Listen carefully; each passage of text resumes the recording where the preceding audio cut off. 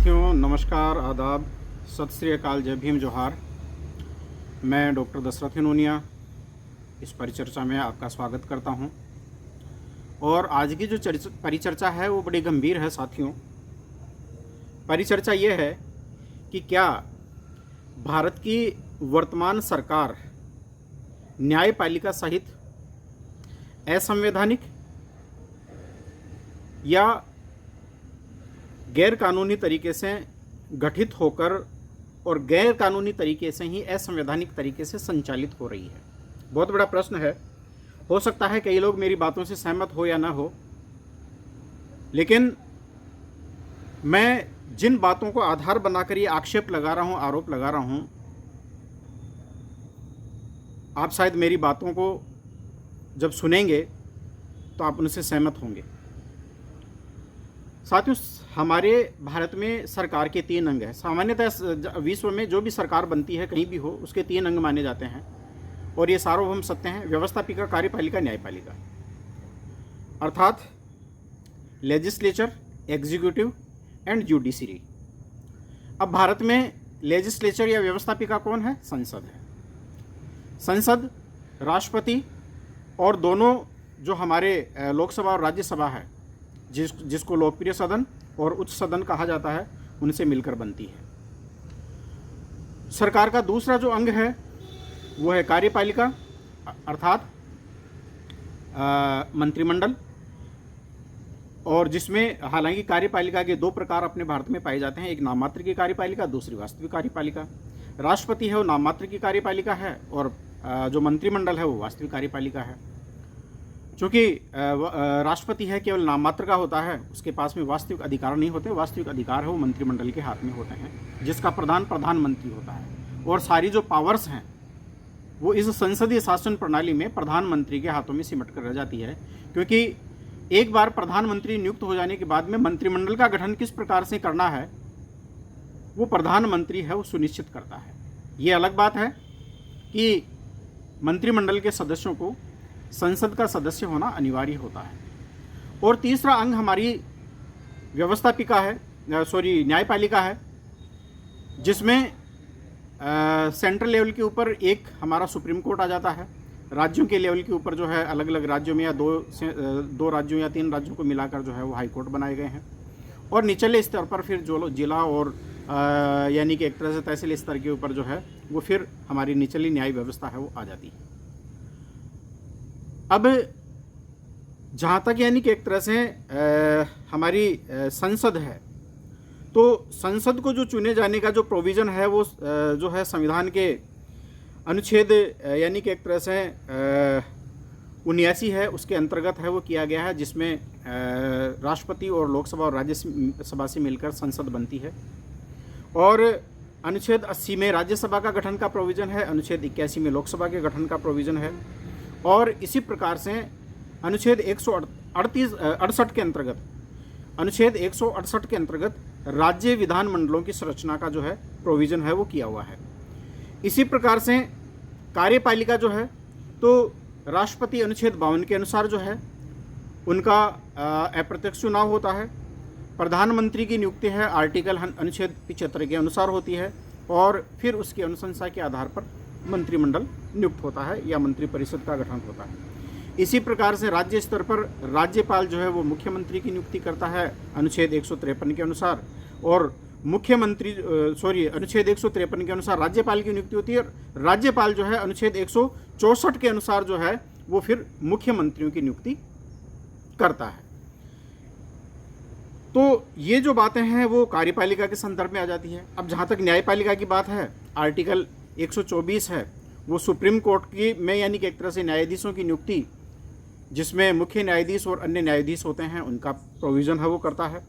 इसी प्रकार से हाई कोर्ट आर्टिकल 214 के अंतर्गत, और निचली जो अदालतें हैं इनका जो संविधान जो उल्लेख करता है आर्टिकल 233 से 237 तक।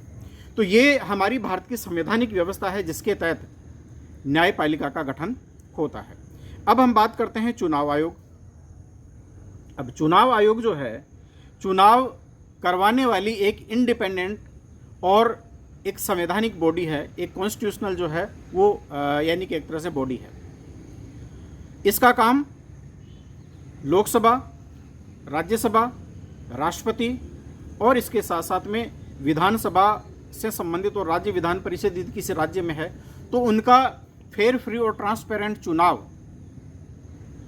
करवाने का दायित्व चुनाव आयोग का है। और इसके लिए जो peoples representation act 1951 and election conduct rule 1961 के अकॉर्डिंग ये पूरा का पूरा जो प्रोविज़न है वो चुनाव आयोग को दिया गया है। और चुनाव आयोग की जो नियुक्ति है एक बार किए जाने के बाद में उसको उसके पद से नहीं हटाया जा सकता, केवल और केवल महाअभियोग की प्रक्रिया को छोड़कर। अब मैंने अभी जो बात कही थी, अब मेरा जो टॉपिक है यहाँ से शुरू होता है कि क्यों भारत में अभी यानी कि एक तरह से जो सरकार जो है वो असंवैधानिक है, या यूँ कहना चाहिए कि कहीं ना कहीं एक गिरोह तो अपने आप में जो है भारत की सत्ता के ऊपर काबिज नहीं है, या कोई इस प्रकार का माफिया है वो सत्ता के ऊपर काबिज हो गया है। चाहे वो आपकी जो संसद हो, चाहे आपकी कार्यपालिका यानी प्रधानमंत्री और मंत्रिमंडल हो, और चाहे आपकी यानी कि एक तरह से न्यायपालिका ही क्यों ना हो। अब बात हम करते हैं सबसे पहले यानी कि एक तरह से करते हैं हमारी संसद के बारे में, क्योंकि व्यवस्थापिका हमारी संसद है। संसद में लोकप्रिय सदन है वो आपका जो है वो लोकसभा है, और इसका चुनाव जो है वयस्क मताधिकार के आधार पर भारत के नागरिकों के द्वारा प्रत्यक्ष निर्वाचन के आधार पर किया जाता है, जिसमें 543 सदस्य प्रत्यक्ष रूप से अभी निर्वाचित होते हैं। लेकिन अब सवाल यह है कि जिस प्रकार से अभी नेता प्रतिपक्ष राहुल गांधी के द्वारा चुनाव आयोग की निष्पक्षता को लेकर सवाल उठाए हैं और एक बड़े स्तर पर संगठित रूप में लोकसभा चुनाव 2024 में गड़बड़ी देखने को मिली है, तो क्या वर्तमान प्रधानमंत्री और जो मंत्रिमंडल ये संवैधानिक है? सवाल ये कि क्या इनके द्वारा किए जाने वाले जो कार्य हैं वो संवैधानिक है? यही कारण है कि जनभावनाओं की और जनता की किसी प्रकार से इनको चिंता नहीं है, और अपने पूंजीपति मित्रों के लिए इस देश की संपत्ति को औने पौने दामों के ऊपर लुटाया जा रहा है। फ्री फोकट में खैरात बांटी जा रही है, जैसे प्रधानमंत्री की ये इनकी निजी संपत्ति हो। इन्होंने खुद ने ये जो संपत्ति है वो विरासत में जो है इन्होंने प्राप्त की हो। तो जब प्रधानमंत्री जो है या मंत्रिमंडल जो है, यदि ये चोरी के वोटों से प्रधानमंत्री बना है तो सरकार भी जो है वो चोरों की ही है, ये जनता की सरकार नहीं है। दूसरी बात, इनके द्वारा जितनी जो नियुक्तियां की जा रही है, फिर इस दृष्टि से वो संवैधानिक कैसे हो सकती है? वो भी गैर संवैधानिक है। चुनाव आयोग अब तक निष्पक्ष जांच क्यों नहीं कर रहा है? चुनाव आयोग की नियुक्ति का जो प्रोविज़न, जिसमें पहले ये था कि इसमें नेता प्रतिपक्ष, प्रधानमंत्री और CJI यानी चीफ जस्टिस है वो मिलकर जो है संयुक्त रूप से एक ऐसे बेदाग और ऐसे व्यक्ति को चुनाव आयोग नियुक्त करेंगे जो तीनों को मान्य हो। लेकिन CJI को इस प्रक्रिया से जो है मंत्रिमंडल ने रातों रात प्रस्ताव पारित करके, संसद ने प्रस्ताव पारित करके और उसको हटा दिया। तो चुनाव आयुक्त की जो नियुक्ति की प्रक्रिया वो भी गलत है। इसीलिए इनके द्वारा जो चुनाव निष्पक्ष करवाए जाए ऐसी उम्मीद नहीं है, और इसीलिए ये आक्षेप लग रहा है।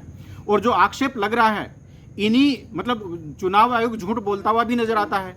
ये कहता है कि किसी भी व्यक्ति के द्वारा डिलीशन नहीं किया जा सकता, जबकि इन्हीं का आदेश है और वो सोशल मीडिया के ऊपर स्पष्ट रूप से घूम रहा है कि गलत मतदाताओं को जो है हटाने के लिए जनता है वो सहयोग करें, और इस प्रकार का जो राइट हो दिया गया था। और जो सवाल उठाए गए उनका चुनाव आयोग कोई स्पष्ट जवाब नहीं देता है।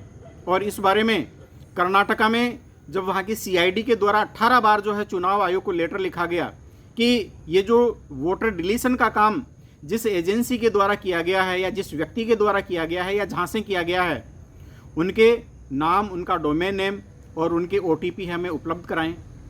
ये चुनाव आयोग अब तक क्यों नहीं करवा रहा है? ये चोर की डाडी में तिनका है वो सिद्ध हो रहा है। इतना ही नहीं, बल्कि इसके साथ साथ में जो जब संसद आपकी जो है वो एक तरह से संवैधानिक नहीं है, यानी लोकसभा जो है वो आपकी सही प्रकार से नहीं चुनी गई है, तो सरकार भी सही प्रकार से नहीं चुनी गई। फिर बात आ जाती है, हम न्यायपालिका की बात कर लेते हैं, व्यवस्थापिका और कार्यपालिका के बाद में।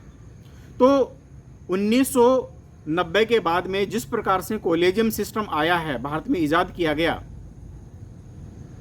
संविधान में तो उल्लेख था कि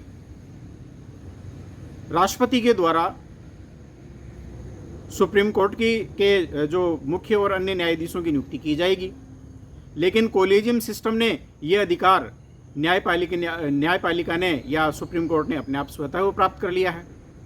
तो ये प्रक्रिया है, ये भी संविधान सम्मत नहीं है। जो मूल भारतीय संविधान में जो व्यवस्था थी उसको जो है सुप्रीम कोर्ट ने बदल दिया, और वर्तमान यानी कि एक तरह से जो चुनाव है वो फेयर, फ्री और ट्रांसपेरेंट नहीं है। तो जो सरकारों का जो गठन हो रहा है, जो लोकसभा का गठन हो रहा है, वो भी अपने आप में इस दृष्टि से संवैधानिक नहीं है।